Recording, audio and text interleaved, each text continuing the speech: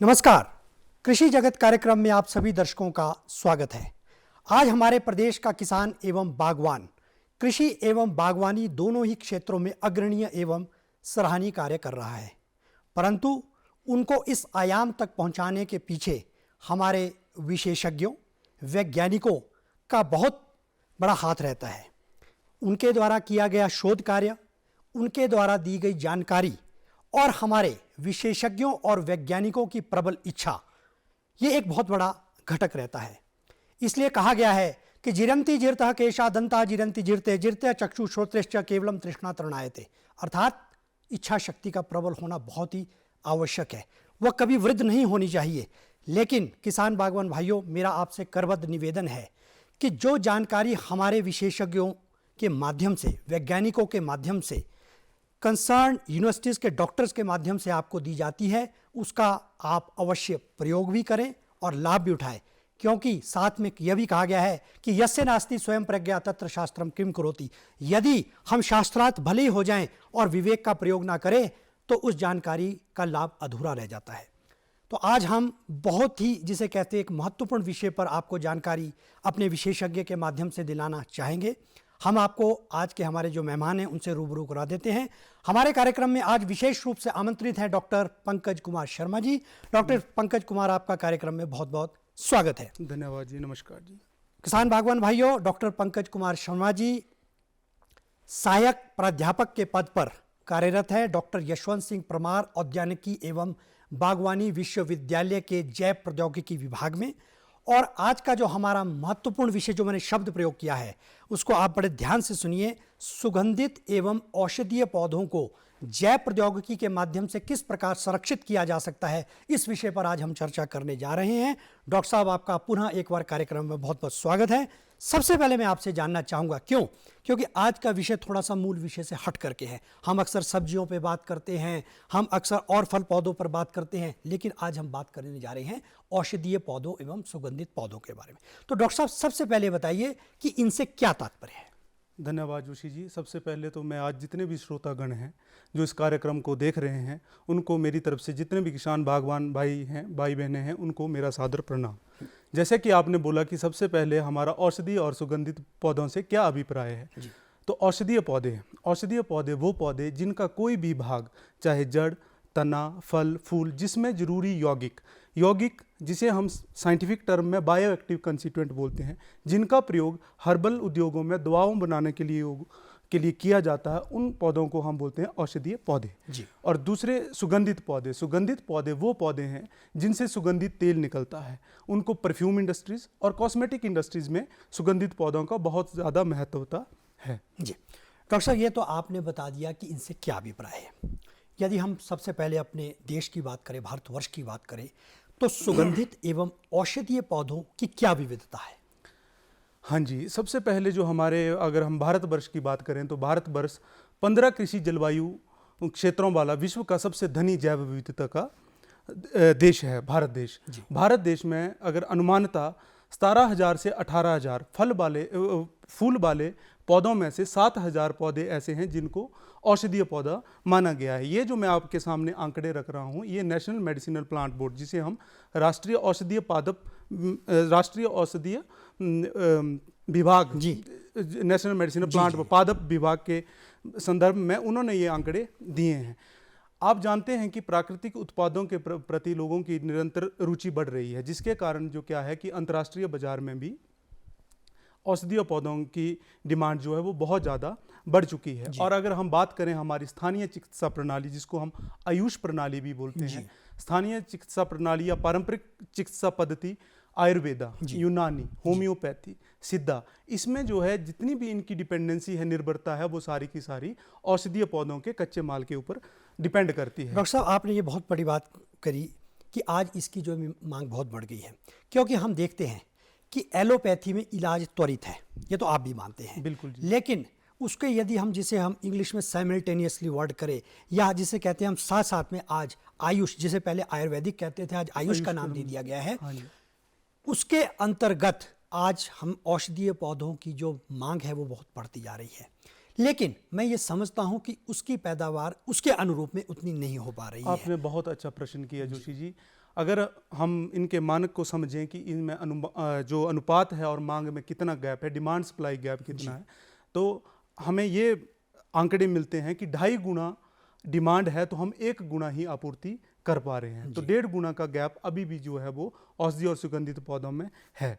और दूसरा, इसका जो कच्चे माल का स्रोत है वो अभी भी 47%, 47% जो है वो हमारे जंगली संसाधनों पर ही निर्भर करता है। और जो मैंने बताया कि नेशनल मेडिसिनल प्लांट बोर्ड ने एक आंकड़े और दिए हैं कि जितनी हमारी ये 7000 प्रजातियां हैं, इनमें से सिर्फ 1178 प्रजातियां ही व्यापारिक रूप से यूज़ हो रही हैं, उपयोग की जा रही हैं, और उनमें से जो 242 प्रजातियां ऐसी हैं जिनकी वार्षिक जो खपत है वो 100 मीट्रिक टन से भी ज़्यादा है। तो आप ये एक अनुमान लगा सकते हैं कि इतनी प्रजातियां होने के बावजूद भी अभी भी बहुत सारा शोध इस संदर्भ में भी करना चाहे कि जैसे हमारी दूसरी फसलों को हम पारंपरिक खेती के अलग स्वरूप दे चुके हैं। जैसे हमें पता है कि कोई सब्जी है तो उसको किस तरह से उगाना है, आज जैविक विधि आ गई है, आज नेचुरल फार्मिंग आ गई है। बिल्कुल जी, बिल्कुल। तो उसी तरह से हमें कि औषधीय पौधों की कृषि को किस तरह से बढ़ावा देना है, उस संदर्भ में भी हमें सोचना चाहिए। ये तो हम भारतवर्ष की बात कर रहे हैं। डॉक्टर साहब ने बिल्कुल सही कहा। देखिए, इसमें आप वैज्ञानिक और विशेषज्ञ और डॉक्टर जो संबंधित चिकित्सक हैं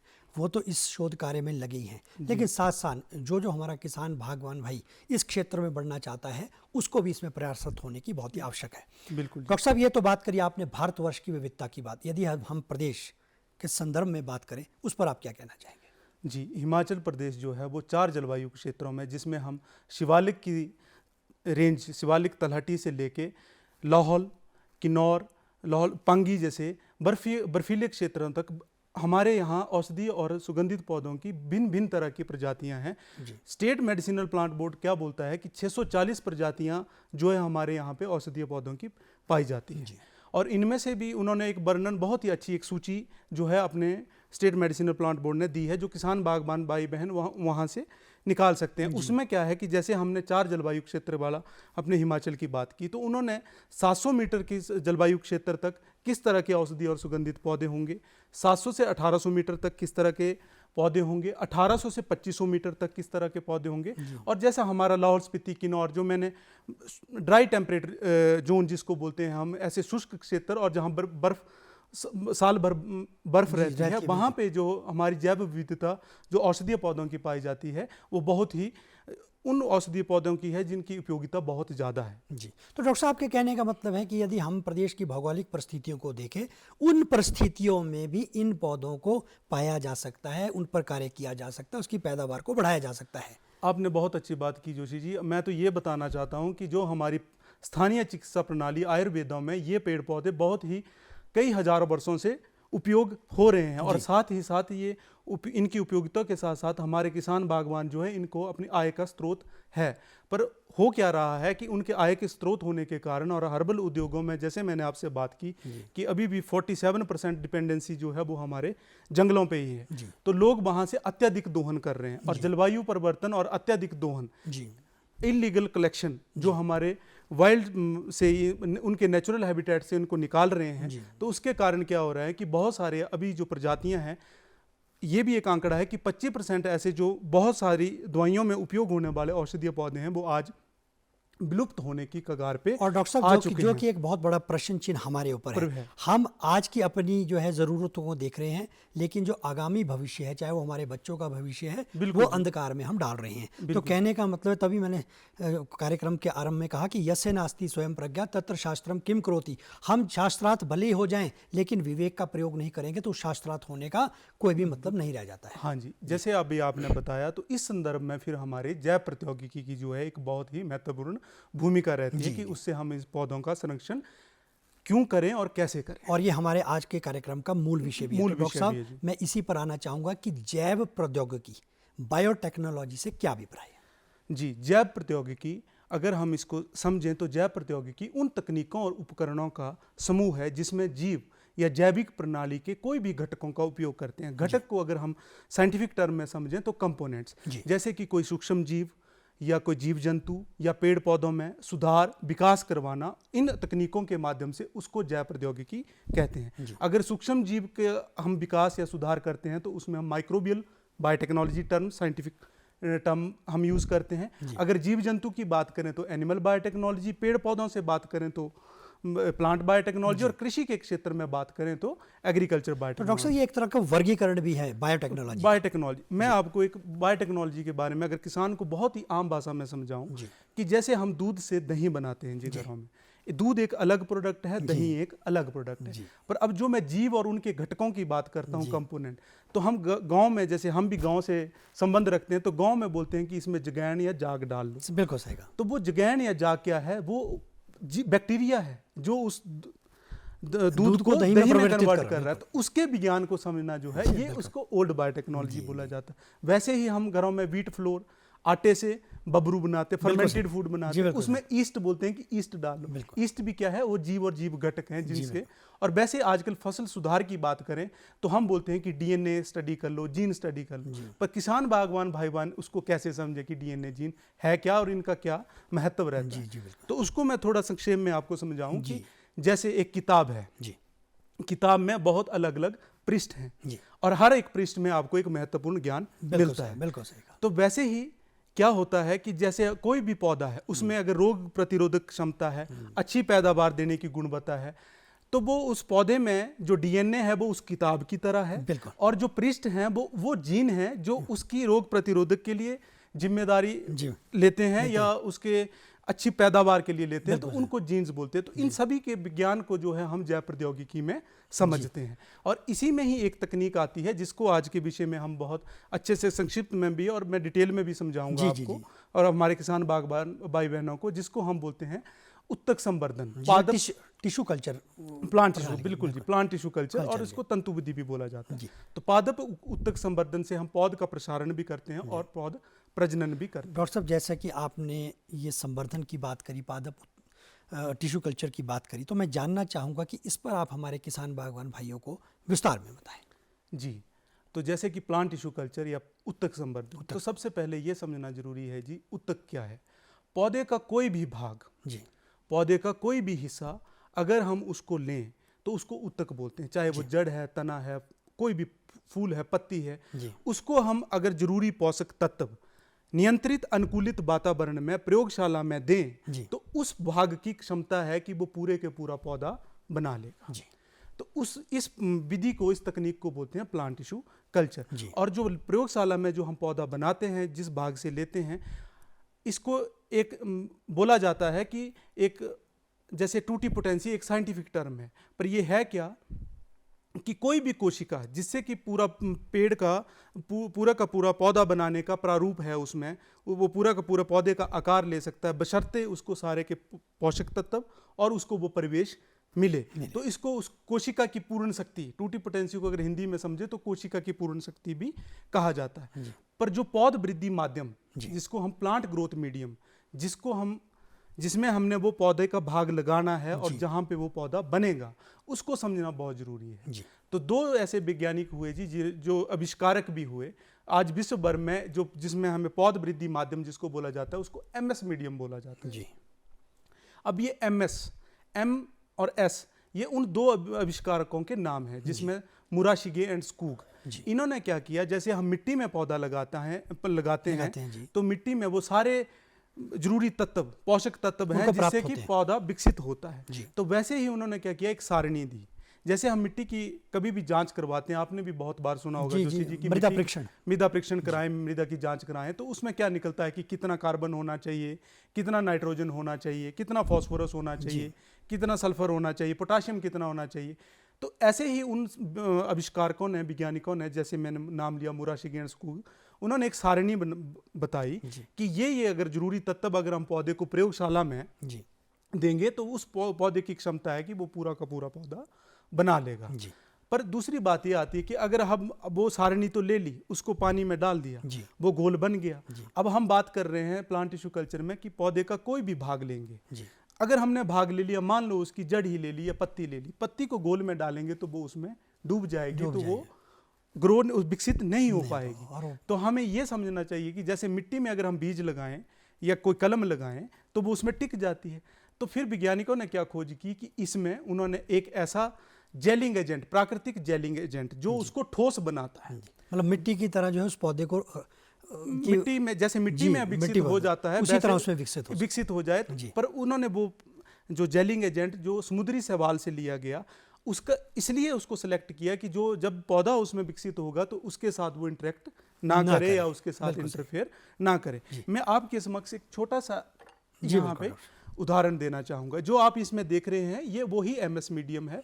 अगर आप इसको देखेंगे तो ये ठोस है और इसमें ही अंदर अगर हम पौध का जो कोई भी भाग लगाएंगे तो इस तरह से उसको टिश्यू कल्चर के में ग्रोथ होती है। ये कुछ समय बाद जो है पूरे पौधे का प्रारूप ले लेता है। और जैसे आपने कहा था कि मिट्टी में पौधा टिक करके वो उसकी पैदावार बढ़ती है, उसी प्रकार ये भी टिक करके और पानी में यदि होता तो ये तरल होने के कारण वहां पर विकसित नहीं हो पाता था जी। और एक बात और है जी, जिसको जैसे कि हम मिट्टी में भी अम्ल और क्षार को जानना बहुत जरूरी है कि मिट्टी में कितनी अम्ल है कितना क्षार है। तो वैसे ही जिस तरह से हम मिट्टी में पौधा लगाते हैं उसी तरह टिश्यू कल्चर में भी अम्ल और क्षार की एक मात्रा को बनाए रखना बहुत जरूरी है। तो इसमें 5.6 से 5.8 तक पीएच को मेंटेन करना बहुत जरूरी है। और ये जो माध्यम है जिसको मैंने पौध वृद्धि माध्यम बोला या एमएस मीडियम बोला, इसमें वो सारे तत्व जो पोषक तत्व हैं, विटामिन्स हैं, हार्मोन्स हम सप्लाई करते हैं जिससे कि पूरा का पूरा पौधा प्रयोगशाला में तैयार हो जाए। जी डॉक्टर साहब, जो आपने ये विधि बताई tissue culture, plant tissue culture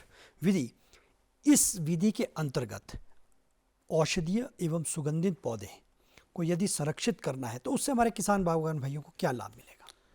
जी, सबसे पहले तो जैसे मैंने आपसे बड़े स्टार्टिंग में बात की कि हमारे आज भी डिपेंडेंसी जो है वो कच्चे माल के लिए जो हर्बल उद्योगों में दवाइयाँ बन रही हैं उसके लिए आज भी हमें जंगली संसाधनों पे ही डिपेंड करना पड़ रहा है। और अत्यधिक दोहन होने के कारण बहुत सारे ऐसे प्रजातियां जो विलुप्त होने की कगार। तो सबसे पहले तो तंतु विधि की या उत्तक संपादन विधि की यही एडवांटेज हमें मिलती है कि हम दुर्लभ जो गंभीर खतरे में हैं, लुप्त पाए प्रजातियां हैं, उनका संरक्षण कर सकते सबसे पहले। दूसरा, हम प्रयोगशाला में उनकी गुणवत्ता को बढ़ा सकते हैं। तीसरा, बरस भर हम इन पौधों को प्रयोगशाला में तैयार कर सकते हैं। चौथा, अब नियंत्रित और अनुकूलित वातावरण, जैसे अब पौधा बाहर उगता है तो उसको एक प्रकाश की भी जरूरत होती है, तापमान की भी जरूरत होती है, आर्द्रता की भी जरूरत होती है, जिसको हम टेम्परेचर, लाइट और ह्यूमिडिटी बोलते हैं। वैसे ही हमारे ये टिश्यू कल्चर में इन पौधों को जब इसमें हमने पौधे का कोई भी भाग में पौध वृद्धि माध्यम में लगा दिया, उसके बाद इसको उस कल्चर रूम जिसको हम बोलते हैं, वहाँ पे क्या है कि वो तापमान, आर्द्रता और जो प्रकाश है उसका स्तर जो है हम बनाए रखते हैं जहाँ पे ये ग्रो करते हैं। तो नियंत्रित वातावरण में अगर हम कोई भी पौधा बनाए तो वो रोग मुक्त होता है।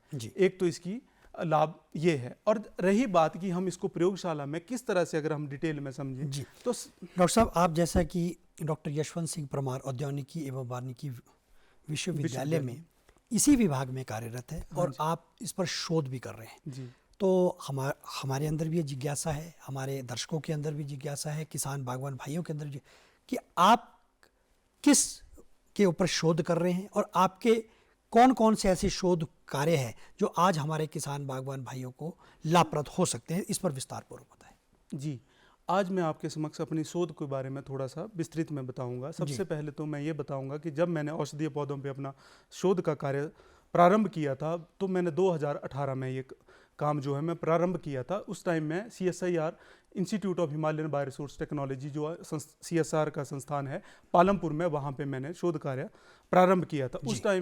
उस समय में मैंने औषधीय पौधे में सबसे पहले तो जिस पे मेरी अपनी परियोजना भी थी, क्योंकि PhD के बाद मैंने पोस्ट डॉक्टरल फेलोशिप शोधकर्ता के रूप में जो मैंने परियोजना लाई थी वो मैंने औषधीय पौधे पे ही, मेरे को DST की एक परियोजना मिली थी जिसका नाम है जंगली लहसुन और साइंटिफिकली बोलते हैं फ्रिटिलेरिया रॉयली।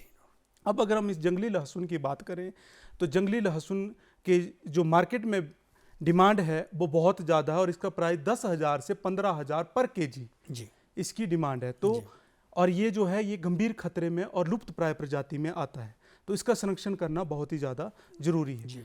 और ये जो पौधा मिलता है ये 2500 मीटर की हाइट पे के ऊपर मिलता है, 2500 से 4500 मीटर की हाइट पे मिलता है। तो हमने क्या किया, सबसे पहले इसका जो जैसे मैंने लहसुन की बात की, जंगली लहसुन ये लहसुन की तरह ही होता है, इसमें कंद बनते हैं छोटे छोटे।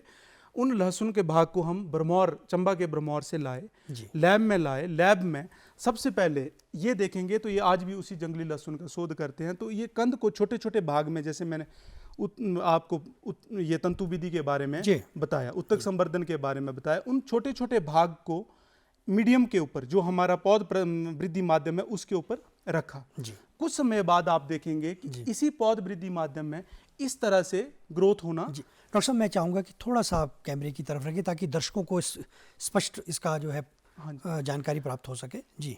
कुछ 20 से 25 दिन के बाद जब हम पौध वृद्धि माध्यम में इसको दूसरे उसी में ही स्थानांतरित करेंगे तो इसमें आप देखेंगे कि इस तरह की ग्रोथ विकास जो है वो आपको मिलना शुरू हो जाएगा कुछ समय के बाद, कुछ समय के बाद। और इसी से ही फिर हमारी अगली स्टेज, तो इस तरह से इसमें जो है प्रयोगशाला में धीरे धीरे जो है पौधे का विकास होना प्रारंभ हो जाता है। और कुछ समय के बाद आप बात करेंगे, जैसे 1 महीना बीत गया, 2 महीने के बीत गया, तो हमारा पूरा का पूरा जो कंद जो है वो, अगर आप इसको देखेंगे बड़े ध्यान से, तो इस तरह से प्रयोगशाला में ही पूरा का पूरा पौधा जो है वो तैयार हो जाता है। जब प्रयोगशाला में पौधा तैयार हो गया, उसकी जड़ अच्छे से बन गई, उसके बाद हम क्या करते हैं, जहां पे ये पौधा लगता है जी, उसके अनुकूलित वातावरण में उसको वहीं पे ही स्थानांतरित करेंगे। होता क्या है कि लैब में जो पौधा तैयार कर दिया, जब तक वो लैंड में नहीं पहुंचा या जमीन में नहीं गया, तो उस रिसर्च का कोई फायदा नहीं होता जी। तो मैंने 2021 में जब मैं नौणी विश्वविद्यालय में आया तो मैंने इस प्लांट पे अभी भी शोध कार्य जो है वो चला ही हुआ। डॉक्टर साहब, एक इसी से जुड़ा प्रश्न, जैसा कि आपने कहा कि आप इसके ऊपर शोध कर रहे हैं जी, तो जो ये शोध का जो आपका कार्य है, क्या ये हमारे हिमाचल प्रदेश की जो भौगोलिक परिस्थितियां हैं उसके अनुरूप सभी क्षेत्रों में पैदावार देने के लिए जो है ये पर्याप्त है कि इसके ऊपर भी और शोध की अन्यत्र जरूरत है? जी, आपका प्रश्न जो है ये बहुत ही अच्छा प्रश्न आपने जोशी जी पूछा। जैसे कि हम बात करें सब्जियों की, बात करें फलों की, तो उसकी नर्सरी में हमें बड़े आराम से ये पौधे मिल जाते हैं। पर ये जो पौधा है, अगर इसके हम इसमें पौध प्रजनन कैसा होता है, पौध प्रवर्धन या पौध प्रसारण किस तरह से होता है, अगर इसके लाइफ साइकिल के बारे में जानें तो ये 280 से 290 दिन ज़मीन के नीचे बर्फ़ से ढका रहता है जी।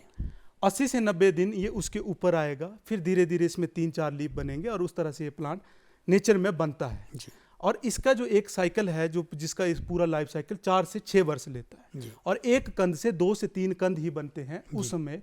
और इसका जो सीड से, बीज से जो इसका प्रजनन है वो बहुत ही डिफिकल्ट है, बहुत ही मतलब डिफिकल्ट बोल लो या आप ऐसा बोल लेंगे कि नेचुरली इसकी प्रोपेगेशन जो है वो बहुत ही ज़्यादा स्लो है, बहुत ही कम है। तो हमें इसके लिए हमें इस जैव प्रौद्योगिकी की उत्तक संवर्धन विधि पे ही डिपेंड होना पड़ेगा जी। एक बार हम जैसे प्राकृतिक रूप जो हम बोलते हैं, पारंपरिक रूप जैसे दूसरी खेती के लिए बन गए हैं, हमें इस शोध को करना है कि हमें इसको जमीन में भी किस तरह से, जैसे दूसरी फसलें लगती हैं, कैसे लगें। इसमें अभी शोध कार्य। तो डॉक्टर साहब, आपके कहने का मतलब है कि करत करत अभ्यास के जड़मती हो सुजान, ये तो निरंतरता है और प्रकृति का नियम है कि हमें निरंतर तो चलना ही पड़ेगा। डॉक्टर पंकज शर्मा जी, आप हमारे कार्यक्रम में आए, इतनी महत्वपूर्ण जानकारी आपने आज के विषय से संबंधित न केवल हमारे किसान बागवान भाइयों को अपितु सभी दर्शकों को दी, इसके लिए आपका बहुत बहुत धन्यवाद। दर्शकों, हमें दीजिए अनुमति। नमस्कार। नमस्कार।